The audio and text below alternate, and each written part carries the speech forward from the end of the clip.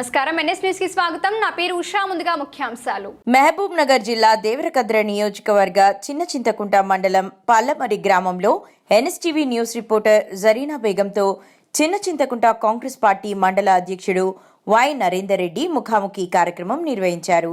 ఈ యొక్క కార్యక్రమంలో జరీనా బేగం పలు అంశాలను లేవనెత్తడం, అలాగే కాంగ్రెస్ పార్టీ మండల అధ్యక్షులు నరేందర్ రెడ్డి సమాధానం తెలుపుతూ రాబోయే స్థానిక సంస్థ ఎన్నికల్లో పార్టీ పిలుపు మేరకు పోటీ చేయడానికి సిద్ధంగా ఉన్నానని, ప్రతి ఇంటికి సంక్షేమ పథకాలు అందుతున్నాయని, ఈ తెలంగాణ రాష్ట్రంలో పాలమూరు బిడ్డ రేవంత్ రెడ్డి ముఖ్యమంత్రి కావడం, అలాగే దేవరకద్ర నియోజకవర్గం ఎమ్మెల్యేగా మధుసూదన్ రెడ్డి ఎన్నిక కావడం ఈ ప్రాంత ప్రజలు చేసుకున్న అదృష్టం. రాబోయే 2028 ఎన్నికల్లో కూడా కాంగ్రెస్ పార్టీ విజయం సాధిస్తుందని ఆశాభావం వ్యక్తం చేశారు.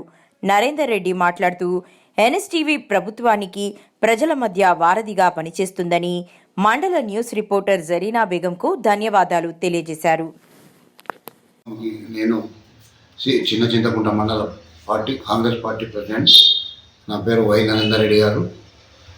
ఈరోజు మీరు ముఖాముఖి ఉన్నప్పుడు మా 1 year పాలన, మా కాంగ్రెస్ గవర్నమెంటు, అందుట్లో మా ముఖ్యమంత్రి యనమల రేవంత్ రెడ్డి గారి సారథ్యంలో మరియు దేవరకద్ర శాసనసభ్యులు జి మధుసూదన్ రెడ్డి గారి ఆదేశానుసారం మా ప్రజాపాలనలో అతి వైభవంగా నడుస్తుంది. మా అభివృద్ధి సంక్షేమ పథకాలు కూడా అభివృద్ధి పథకంలో ప్రజలకు చేరువ చేస్తూ ఉన్నాం. మేమంతా నిన్నటి నుంచి కూడా గ్రామ సభలు కూడా ప్రారంభమైనవి.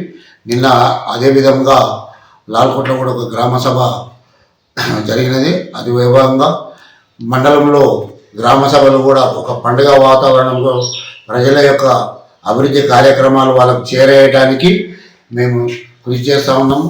అర్హులైన వారికి ప్రతి ఒక్క ఈ గ్రామ సభలో రేపు జనవరి 26వ తారీఖు నాడు ఈ 4 గ్యారంటీలు కూడా ఇవ్వబోతున్నాము. 4 గ్యారంటీలు అంటే రేషన్ కార్డులు కూడా ప్రతి అర్హులైన వారికి రేషన్ కార్డు ఇవ్వడము. కొందరు పెళ్ళిళ్ళు అవి కూడా వచ్చి 10 ఏళ్ల లోపల కూడా వాళ్ళ పేర్లు నమోదు కాక వాళ్ళకు రేషన్ అందక కూడా చాలా ఇబ్బందులు ఉన్నాయి.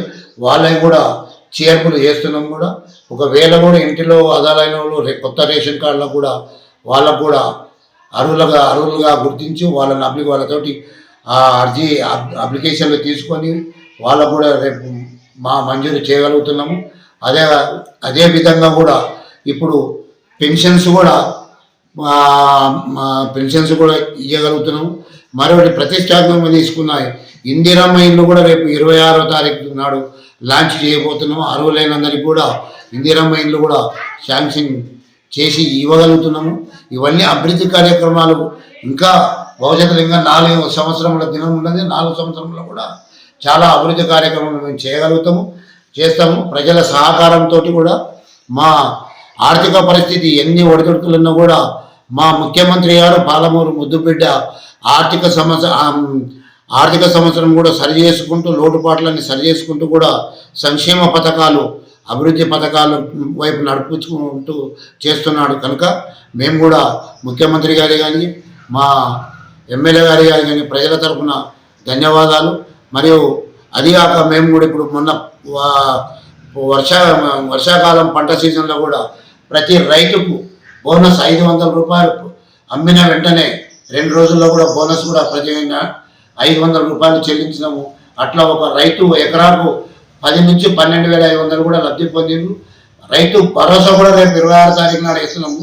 ఈ రైతు భరోసా కూడా ఈ ఛానల్ నుంచి మీకు ధన్యవాదాలు sir. Thank you so much. మా ఛానల్కి మేము అడిగిన క్వశ్చన్స్కి మీ సమాధానాలు బాగా చెప్పారు కాబట్టి చాలా థ్యాంక్ యూ సో మచ్.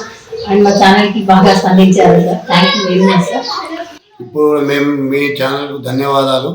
ఈ దేవరకద్ర నియోజకవర్గంలో జి గవినెల మధుసూదన్ రెడ్డి గారు 6 నిమిషాలు కృషి పడుతున్నాడు. ఆయన కష్టం అనేది ప్రజా జీవితంలో ప్రజలకు సేవ చేయడానికే రాజకీయాలకు వచ్చిండు. కనుక తప్పకుండా ప్రజల మేలు కొరకు తప్పకుండా ఒకటి కంపల్సరీ మా పాలనలో మా ఎమ్మెల్యే గారు 6 నిమిషాలు కృషి పడి మీరు కూడా ప్రజలు కూడా చూస్తున్నారు, మీడియా ఛానల్ కూడా చూస్తున్నారు.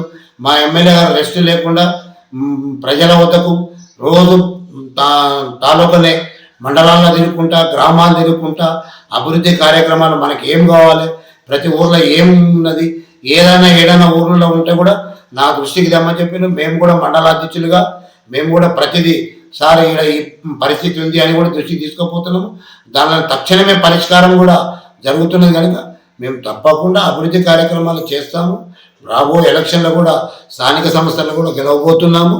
మరి 28లో కూడా మా ఎమ్మెల్యే గారు మళ్ళా మేము అసెంబ్లీలో కూడా గెలవబోతున్నాము.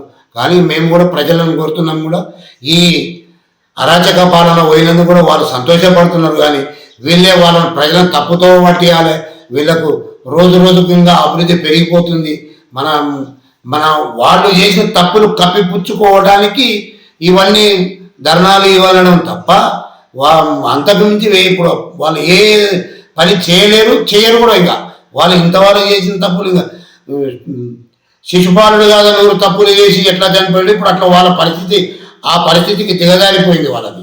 వాళ్ళు ఇప్పుడు ఎన్నో చెప్తుంటారు. ఇప్పుడు అది మేము ఇచ్చేది 100 అంటే 1,00,000 కోట్లు చేద్దంటే 5 సంవత్సరాలు 2018లో చెప్తివి 5 సంవత్సరాలు వడ్డీ చేస్తే వడ్డీ మాఫీ కూడా వడ్డీ కింది కూడా చనిపోలేదు. అవే వచ్చి మేము ఏకదాటి భారతదేశ చరిత్రలో 21,000 కోట్లు ఒకటే 27 రోజుల్లో మాఫీ చేసాం. కొద్దిగా గొప్ప 2 లక్షల పైచిలుకోలు ఉన్నారు, ఒక 20%. వాళ్ళకు కూడా బడ్జెట్ను బట్టి తప్పకుండా వాళ్ళ 2 లక్షల పైచిలుకోలవి కూడా మా యనమల రేవంత్ రెడ్డి గారు తప్పకుండా వాళ్ళే కూడా 2 లక్షల వాళ్ళవి కూడా కొన్ని సాంకేతిక లోపాల వల్ల ఉన్నాయి, అవి కూడా సరిచేసి ఆ 2 లక్షలు కూడా మొత్తం రుణ విముక్తి రైతులను చేస్తాం. తప్పకుండా రాబో కాలంలో కూడా ఇప్పుడు మేము రాబోయే రేషన్ బియ్యం కూడా సన్న బియ్యమే మా యనమల రేవంత్ రెడ్డి గారు ఆదేశాలు కూడా ఇచ్చేశారు. మా పౌర సరఫరా శాఖ మంత్రి కూడా తప్పకుండా ఇస్తాం. ఇప్పుడు కొత్తగా కూడా మళ్ళా ఇంటర్మీడియట్ విద్యార్థులు కూడా మధ్యాహ్న భోజన పథకం పెట్టాలని కూడా ఆలోచన, అది కూడా రేపు జనవరి తర్వాత కూడా వచ్చే అకాడమిక్ కూడా అది కూడా చేయగలుగుతాము అని కూడా స్పష్టంగా మాకు తెలుస్తున్నది. మా నాయకులు, మా కింది స్థాయి నాయకులకు వాళ్ళు ఏం చెప్పినా తూచకుండా తప్పకుండా చేస్తారని కూడా మేము కూడా ధైర్యంగా ప్రజల లోపల చెప్పగలుగుతున్నాము. ఒకటొకటి కూడా ప్రాబ్లమ్స్ సాల్వ్ చేసుకుంటూ కూడా పోతున్నాం. Thank you so much sir. Thank you madam.